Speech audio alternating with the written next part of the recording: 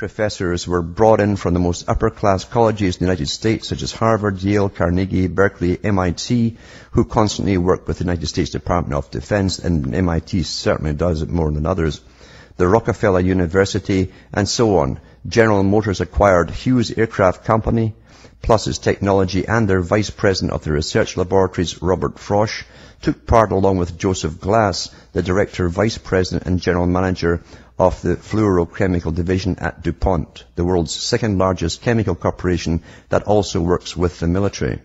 There are many other notables, including John McLucas and former U.S. Secretary of the Air Force.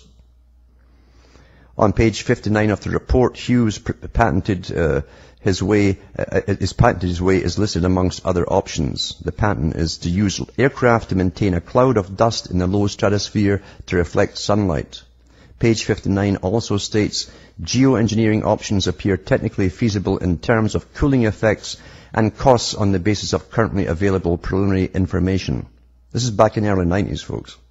On page 44 and 60, they expressed their delight at such low cost. They actually have it broken down when you actually go into that, the links I'll give you from the government, at so much per ton. Which I'm sure the military, who don't mind spending billions in a single plane, could also share. By the way, they're using military jets. They decided eventually to change to military jets because when you force these metallic particles through the exhaust systems of jets, they tend to wear it out like a sandblaster would do. So they have to be special inside. Obviously, the titanium or some kind of carbide inside of it to stop it getting worn away as the stuff is blasted through. Perhaps one of the surprises of the analysis is the relatively low cost at which some of the geoengineering options might be implemented. On page 454 of the 1992 Global Geoengineering Report, they go into the costs of chemtrailing with Hughes-type technology. If a dust distribution mission requires the equivalent of a 500-mile flight, about 1.5 hours, the delivery cost for dust is $500 per ton. And ignoring the difference between the English and metric tons, a cost of 0.50 kilograms of dust. If 1010 kilogram must be delivered each 83 days, that's what they figured on, provided dust falls out at the same rate as soot, 5 times more than the 1987 total ton miles will be required. So they actually had figures in 87 as to what they were going to use on the public, but they started doing this about 94 instead up to 98. The question of whether dedicated aircraft could fly longer distances at the same effective rate should be investigated, so they decided to use the air forces for it. On page 459, the conflict of interest, so-called experts recommended going ahead with geoengineering as soon as possible. That was 92.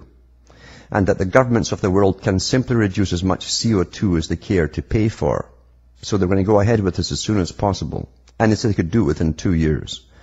Cloud stimulation by provision of cloud condensation nuclei appears to be a feasible and low-cost option capable of being used to mitigate any quantity of CO2 equivalent per year. These possibilities appear feasible, economical, and capable of mitigating the effect of as much CO2 equivalent per year as we care to pay for. Lifting dust or soot to the tropopause or the low stratosphere with aircraft may be limited at low cost to the mitigation of 8 to 80 GT CO2 equivalent per year. Such systems could probably be put into full effect within a year or two of a decision to do so. And mitigation effects would begin immediately. Because the dust falls out naturally, if the delivery of dust were stopped, mitigation effects would cease within about 6 months for dust or soot delivered to the tropopause, and within a couple of years for dust delivered to the mid-stratosphere.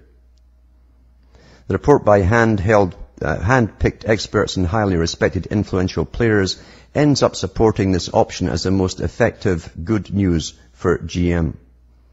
It's important to note that this technology is just a slight upgrade to the old geoengineering technology we forgot about or were not reminded about. The following two 1970s articles are from the New York Times archives, and I've got their links. I'll put them up on my site, cuttingthroughmatrix.com, at the end of the show. You can go and look them up yourself. But here's one from the New York Times, July 12, 73. Senate urges the U.S. to seek end to all environmental warfare. Rainfall patterns are altered, growing support noted.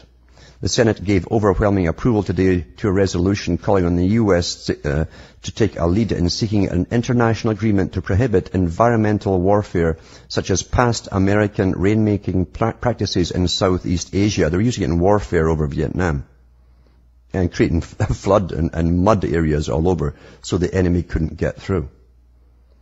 Another article from the New York Times by Seymour Hersh, May 19th, 1974. U.S. admits rainmaking from 67 to 72 in Indochina, a first in warfare. May 18th, the Defense Department has acknowledged to Congress that the Air Force and Navy participated in extensive rainmaking operations in Southeast Asia from 1967 to 1972 in an attempt to slow the movement of North Vietnamese troops and supplies through the Ho Chi Minh Trail network. There you have government admitting they can change the climate decades ago. That international treaty was written up and ratified from 1977. That's at the United Nations. It's titled Convention on the Prohibition of Military or Any Other Hostile Use of Environmental Modification Techniques, and can be viewed on the Federation of American Scientists sites. The link is here, by the way, and on the Carnegie Endowment site, and the link for that's here too. This technology is obsolete. Yet remarkably, most of us would think it's a technology yet to be developed. Amazing how much we are not reminded of or not told about. And I'm telling you folks, we live in a completely fake paradigm. That's what the media, the general media, is there for. What the media does is show you the side effects of policy implementations. Oh, look at that. Oh, isn't it terrible what they've done here? Oh, the cost of this, blah, blah, blah. That's what they give us, the side effects, the fallout, not the causes. Every day we get from media that it's normal for horrible things to happen to countries predominantly made up of brown or black people, and we don't bat an eyelid even if the pain is inflicted from a Western nation. But the question is, does unaccountable national security branches of governance have the same mindset when it comes to us, the peak of democratic civilized society? The UK, USA, France, Canada, and so on. Fortunately, there's an answer to that question, as briefly mentioned by the third largest newspaper in the UK, The Guardian.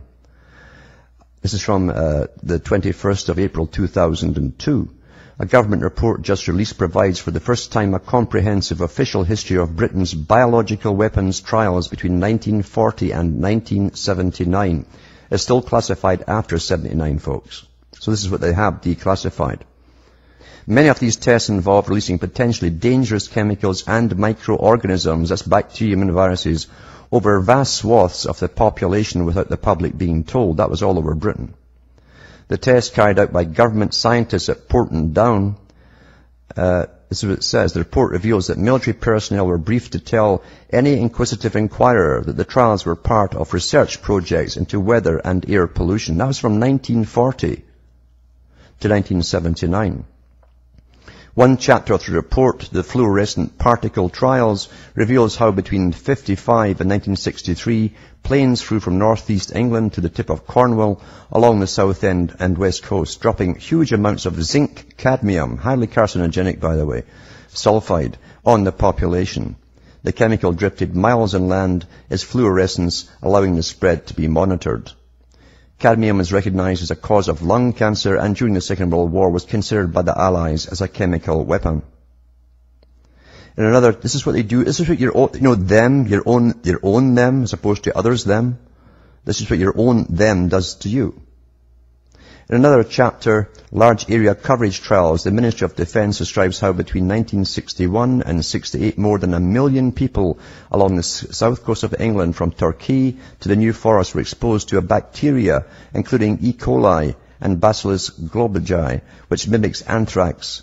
These releases came from a military ship. And I've put that out before. They did the same off Norwich.